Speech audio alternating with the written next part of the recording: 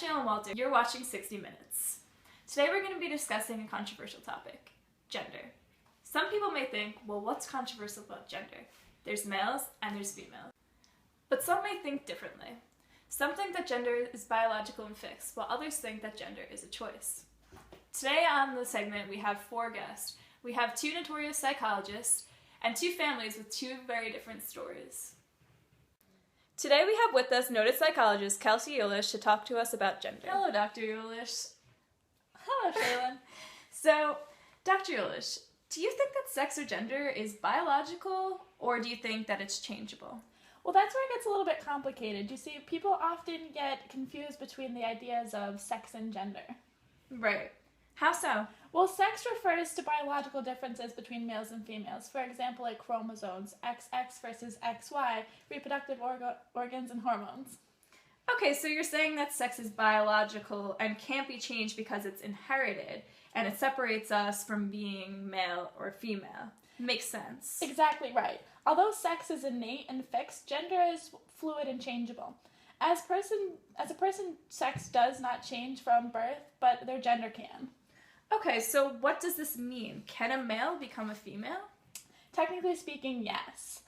But only if they undergo a sex change. A male can identify as a female, but they cannot physically become female. They will always be. And thanks for joining us on 60 Minutes. Thank you so much. Because people often get confused between the terms sex and gender, I wanted to clarify the differences. Sex refers to biological differences between males and females. For example, chromosomes, female XX, male XY, reproductive organs, ovaries and testes, hormones, estrogen and testosterone. Gender refers to the cultural differences expected by society or culture of men and women according to their sex. A person's sex does not change from birth, but their gender can. Again, sex does not equal gender. The biological view of gender has to do with hormones and chromosomes. The same-sex hormones occur in both men and women, but differ in amounts in the effect that they have upon the different parts of the body. Testosterone is a sex hormone, which is more present in males than females, and affects development and behavior both before and after birth. Testosterone, when released in the womb, causes the development of male sex organs.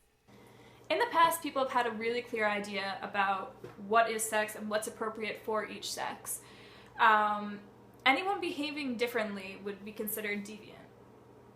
Today we accept a lot more diversity, and gender and sex are seen as a continuum and as a scale, rather than just 2 fixed genders, male versus female. So men can act feminine and women can act masculine. Today we have with us world-renowned psychologist Sharon Wittenberger to talk to us about gender and her opinions on it as how it's a choice. Hello Sharon, very nice to meet you and very nice to have you on the show. Would you like to talk to us about your views on gender? Yeah, I would love to, and thank you for having me here. I honestly don't really believe that gender is biological because of the term the active child. Right. A child that is a female, essentially, can be producing testosterone before they're even born, at even about 8 weeks. So they're essentially choosing their gender before they're actually even born into the world. So what you're saying is that babies essentially choose their gender before they're even born? That's basically what I'm saying. They can produce the testosterone, and then when they're born, they act more male-like, doing more male tendencies, like dressing like a male or behaving more like a male as they grow up. Right, so because of these male hormones, they're feeling more like a male, so... Exactly. That makes sense. Exactly. So, as they get older, it just, becomes more and more of a choice for them, and as it becomes more of a choice is when they start showing the male tendencies, the dressing like them, the talking like them, the acting like them. Mm-hmm. And if a child is kept from being able to express that, it can have huge effects on them, and actually really dangerous effects as well. So what do you mean by that? What kind of effects could that have? Well, for example, 41% of conforming or transgender children have attempted suicide. Really scary number. Is there a difference between the suicide rates of transgender males versus transgender women? It is actually a really scary number. And yes, transgender men actually have reported being higher in the suicide rate with 46%, where women is close but at a 42%. Because of these scary numbers, parents of transgender youth really have to take the time to listen to and to not ignore and let their kids assert what gender they really feel. Well, thank you, Sharon, for being on the show. I really appreciate it, and I think your voice needs to be heard amongst parents of transgender children as well as the transgender children themselves, and I think that this will definitely help children in these situations express their views. Thank you so much for having me. Our next guest is a parent of a child who she would say is confused under which type of gender they identify with. Hello, Vicky. Very nice to meet you. Very nice to meet you too. Thanks for having me today. Okay, so I've heard you've been getting a lot of hate, from transgender activists as well as other psychologists about the situation with your child. Would you want to explain that? I have been getting a lot of hate, and I think it's because my daughter right now is dressing like a boy. Okay. But I really strongly believe that these children go through like tomboy phases or phases where they want to dress like a girl or paint their nails. But I really do believe it's just a phase. She was born a female, and I really think that she is a female, that she just sees people in school and sees kids in school, and she's friends with a lot of boys and thinks that she wants to dress like them. I don't think that it's something that's going to be long term. Okay, but a lot of reports have said that, children know better and that this is not a phase. How long has this phase been going on for? The phase has only been going on for a couple of months, and the thing is, it's not persistent. Some days she wants to paint her nails, other days she wants to wear baggy clothes. I really think that it's just what she sees at school. She sees these kids dressing like boys. Okay, so you think maybe the environment that she grew up has, a large influence on how she perceives herself and how she perceives her gender. Exactly. I think that it's an influence of the environment. If you raise a girl in a very girly environment, then she'll grow up to be girly. If you raise a girl with 3 brothers, she could grow up to be a little bit more tomboy, but that doesn't necessarily make her a male. Okay, so do you think also a lot of people have been wanting to know this question, do you think it's just based upon like what others would think, what would your neighbors think? What are other people at school going to think of your child? I think that I'm not worried. If my daughter goes through puberty and still wants to be a male, then I will accept her. But I don't think that at such a young age of just 5 years old, she knows what she wants. I think that she is confused right now, and she sees her brothers and the males at school, and she wants to dress like them. She wants to be like her older brothers.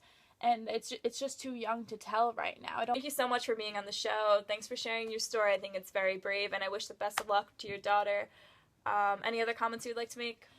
Just one last one that, I keep re-emphasizing that it's just such a young age. I think that after puberty, you can start exploring the options, but until then, I would really say to, let your child explore the phases, but don't become too committed to it. But thank you for having me on the show today as well. Thank you so much. Here with us today, we have the mother of a transgender boy who would like to share her son's transition in order to inspire other parents in similar situations to do the same to embrace their child's true identity.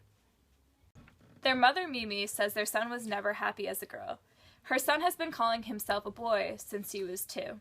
Understandably, the family has gone through lots of ups and downs. Despite these ups and downs, the family has still overcome this situation. Now attending school where everyone knows him as a boy, the son is much happier. Hello, Mimi. Very nice to meet you. Thank you very much. I really think that the topic of transgender children is such an important topic to talk about. Right.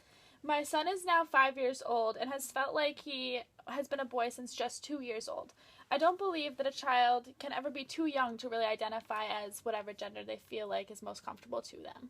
Okay, so what was it like for you when you first found out your daughter identified with the opposite gender and really felt like she was a boy? It was very difficult at first, but he was so persistent. He even had this blue doggy sweater that he wore for 6 months straight. He would change his outfits 8 times a day. It was too persistent to be something that was just a phase. Right, so you think that he's not going to grow out of this phase, and what do you think was some advice that you can give to parents in similar situations who are dealing with a transgender child? My advice would be to really just let your child express whatever they feel most comfortable, whatever is most natural for them, because honestly, at the end of the day, your child being happy is what's most important. Great. I really appreciate you sharing your story with us. I think it's very inspirational, and I think parents across the board with transgender children should really know that this is not a phase and that it's a choice. Thank you so much for having me. Hi, I'm Karen, and I'm a social psychologist, so I study really the sociology of gender. I examine how society influences our perception of the differences between masculinity and femininity, and things such as gender norms that are learned throughout socialization and throughout our childhood. Like, if you wear blue, you're seen as more masculine. If you play sports, you're seen as more masculine, whereas if you're wearing pink, you're seen as a little bit more feminine. These biases start from right when you're born. You know, the parents choose, if it's a girl, it's going to be a pink room. She's going to wear pink clothes. She's going to have a pink blanket in her crib. Where if it's a boy, he's going to have a pink or a blue room, a blue blanket. It's going to wear blue clothes. It's really, it makes you wonder if the parents choose the gender for the child, or if the child really does have the free range to choose which gender he or she perceives.